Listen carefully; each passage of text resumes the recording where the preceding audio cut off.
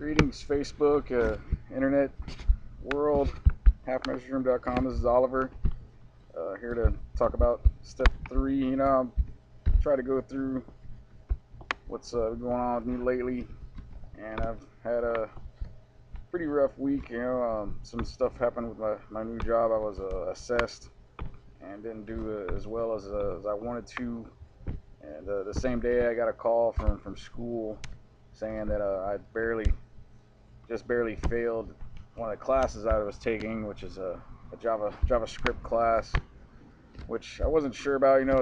These bachelor program classes are 5 weeks long, and within that second week, if you're having trouble, you're supposed to go ahead and call and drop out. But I was doing really well until the end of that third week. I started having some problems and just wasn't making it. So those are two big disappointments that happened to me in one day. I just wasn't having a very good day. That was, I guess, Thursday, and then Friday came, and Saturday I had a community service. I actually got a DWI back in October, which is when I stopped drinking again. I had a relapse. So according to the blogs, if you read any of them, I had this brain injury back in August last year, which changed my personality and my thoughts. It did some scarring on my frontal lobes. It just kind of changed me as a person, and I was making a lot of bad decisions and wasn't really focused on what was gonna help me out. I really didn't think there was anything wrong with me, and my memory was really bad at the time, and things have really improved since then, and I haven't found it necessary to drink, and I think I've really gotten back to the way things used to be. Although, thinking about what it was like before the accident, there were some things that I was at fault with. I just wasn't being honest with people like my wife and my family and my sponsor. I was playing God. I was a big part of my group, and I was sponsoring people and chairing meetings and attending meetings and things of that nature. But as far as what it took to find, to use the tools and find the knowledge and the help needed to continue my sobriety, I just really felt like that was under my wings, and I was just taking control back. And as some of you know, we just don't have that power, no matter how long we've been able to stay sober. But anyway, back to it. That's what I had to do community service for. Saturday was for my DWI. I'm on 18 months of probation. When they arrested me for the DWI, I was in a blackout. The head injury caused a lot of damage to my alcoholism. Whenever I would have 2 or 3 drinks, I would have a blackout, and the neurologist said that this could cause seizures and could ultimately kill me if I continued to drink like I was. So the lawyer thought that it could be maybe not dismissed, but lowered to a lesser charge, like a PI, something like that. So yeah, that's what we looked for. But unfortunately, after months and months of in and out of courts, I just wasn't happening. Got convicted of DWI, but the judge did lessen the charges as much as she could.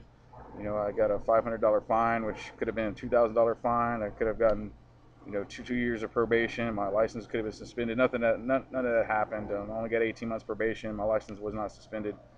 But I did end up losing my job because I didn't tell them right at the time I was arrested. I waited until I was convicted, because I was waiting for the sentencing, the actual sentencing of what happened, hoping it would get reduced or dismissed to a PI, something of that nature. But back to lately, today, Sunday, I'm just not feeling real well. There's a lot of allergies. Living here in Texas, there's a lot of stuff blowing around. It's really windy out right now. There's a lot of stuff falling from the trees. There's a cold front that's blowing through, and I just feeling really well. And I had to get some stuff ready for this new class that I'm taking for school. It's a basic class, and for learning basic programming. Something that I did a few months back. I get a little bit of money from school for school to buy things for school, and I ended up buying a MacBook. Since I'm going to school for IT, I wanted to learn about MacBook and OS and Safari and all that stuff, and how to use that, since it's a totally different world from the PC, which I'm really happy with. I even have an iPhone now, which I'm happy with, and they're kind of linked together, the computer and the phone, which is really awesome. I turn on my laptop, and it's everything from my phone has been uploaded to the computer, as far as like photos and things that I've looked at online with my phone. It's all on the computer, which is awesome. I didn't have that with the Android and the PC, but there are some difficulties. One of them is this basic language is a Microsoft deal, and there's only one text editor for typing up programs and compiling them and running them and debugging them and all that stuff. And that's it's also a Microsoft product, which is not something that's applicable to MacBooks, unless you get Windows, which I don't want to put Windows on the MacBook, because that's one of the things that Safari is and the OS is really good about, is keeping viruses and malware and stuff like that from entering the system. Once I put Windows on the MacBook, I'm out to get Norton or something like that to kind of keep that crap from coming in. And I just don't want to do that, and it's just going to leave space. I just need the space that I need on the MacBook. So I had some issues with that, and I had to call technical support, and I just fired up the PC. That's what I'm using right now for the webcam. I was going to see how that would work out. If it's not as good, I'll definitely go back to using the MacBook for making a video. But that's what's going on with me today.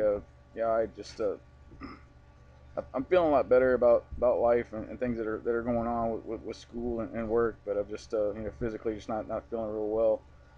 But all this stuff kind of brings me back to the third step. I thought it was a really good thing to talk about with the steps that we're going forward with. There's another thing with this video. There's not a timer, so I'm gonna have to use the timer on my phone. It's showing we've gone about 7 minutes. I try to keep these things to 20, so I want to try to keep in that range. With the third step, I've been thinking a lot about the God concept.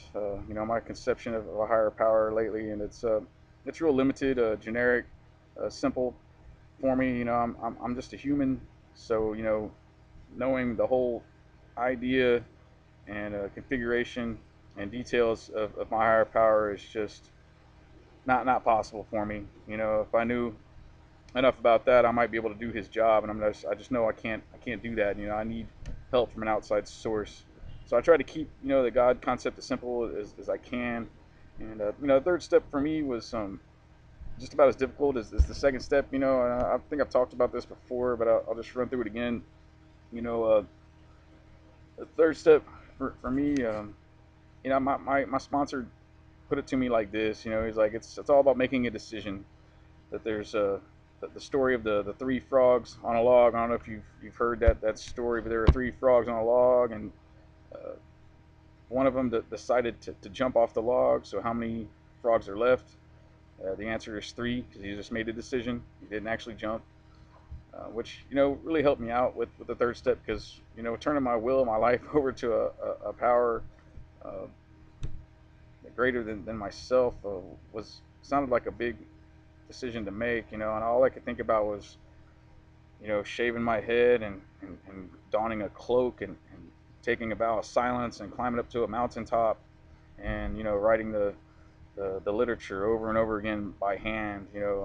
That would be turning my will and my life over, and it seemed too difficult for me to make.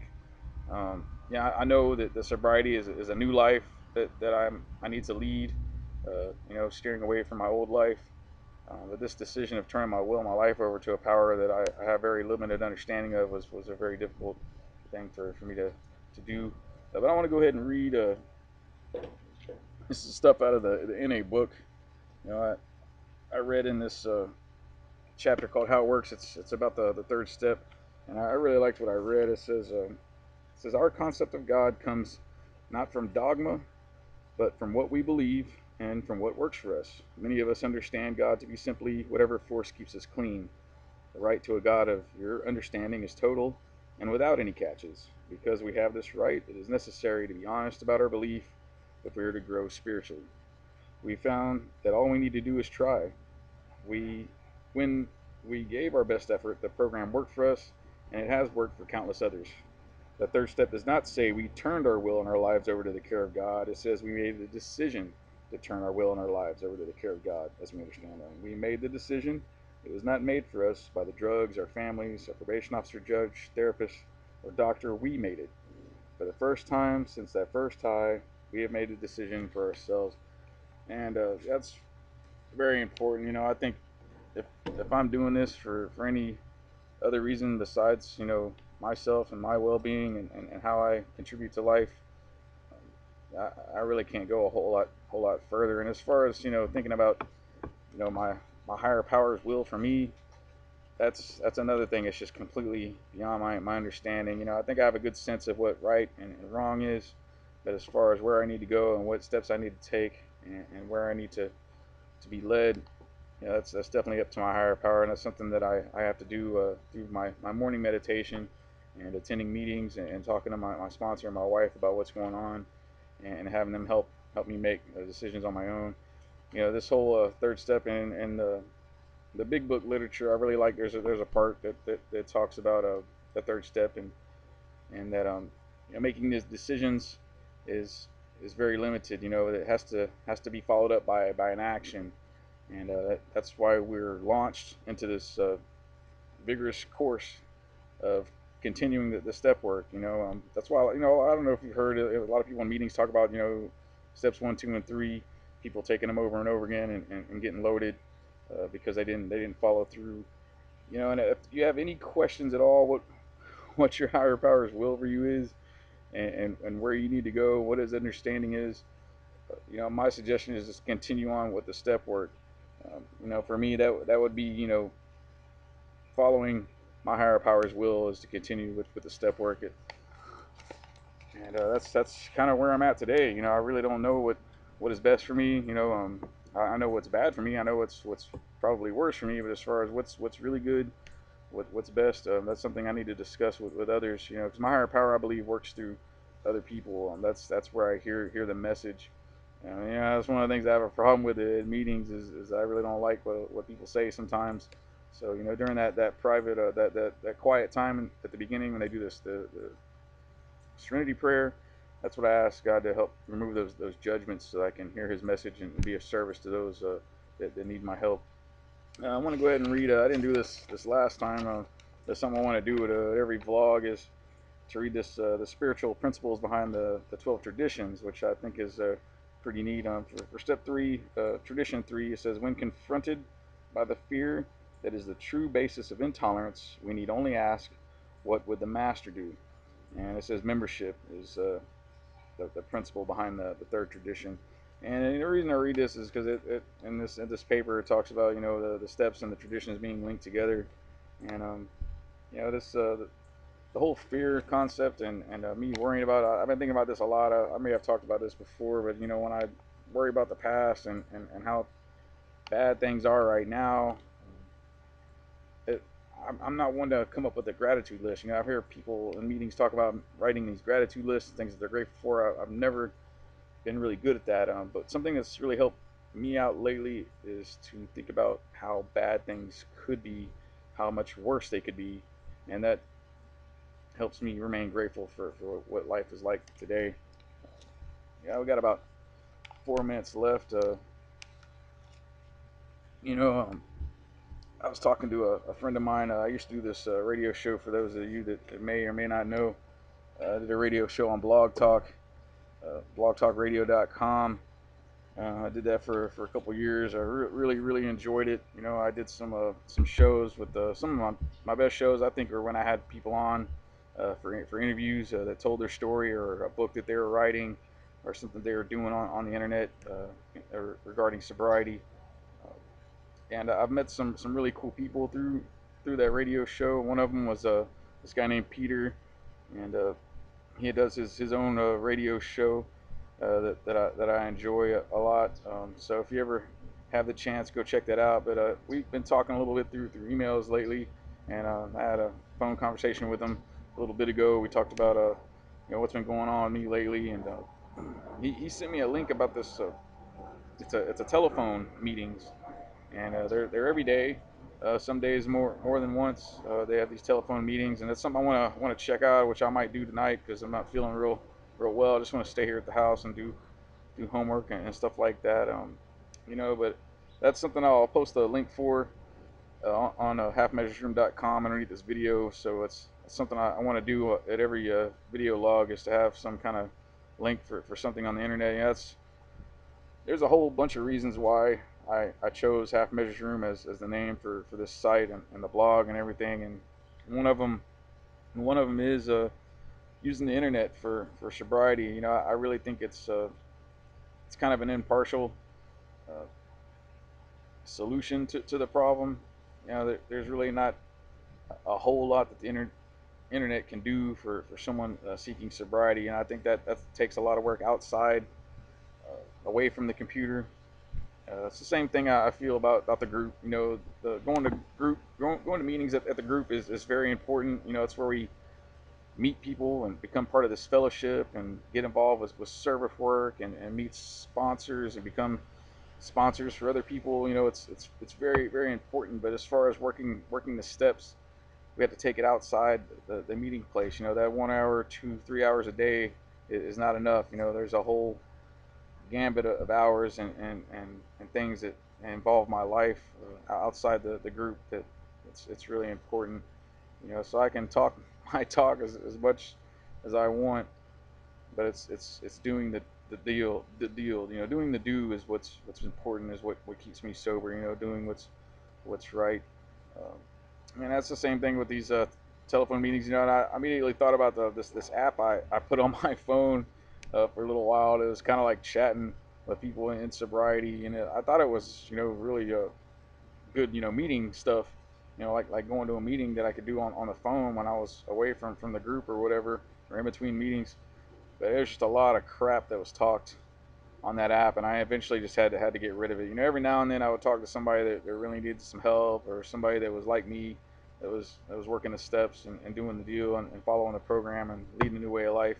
But most of it was just a bunch of garbage. And that's one of the things I was really important about with Half Measures Room, is to really focus on 12-step work and leading this new way of life, and not just becoming a bunch of crap. And occasionally that pops up on the Facebook page, and I have to delete that. I don't really log into Facebook Half Measures Room that much. It's really more of a link to go to my website, and to meet people. I don't really think that many people are looking at the website. I get a lot of spam as far as comments, but hopefully that will change. This is something, doing the vlog thing is something that I've been wanting to pick up, since I'm just not comfortable doing the radio show again right now. Something I want to do in the future. But I'm really comfortable doing this vlog thing. So this is my my next step as far as the blog page, and hopefully this will all change in the future.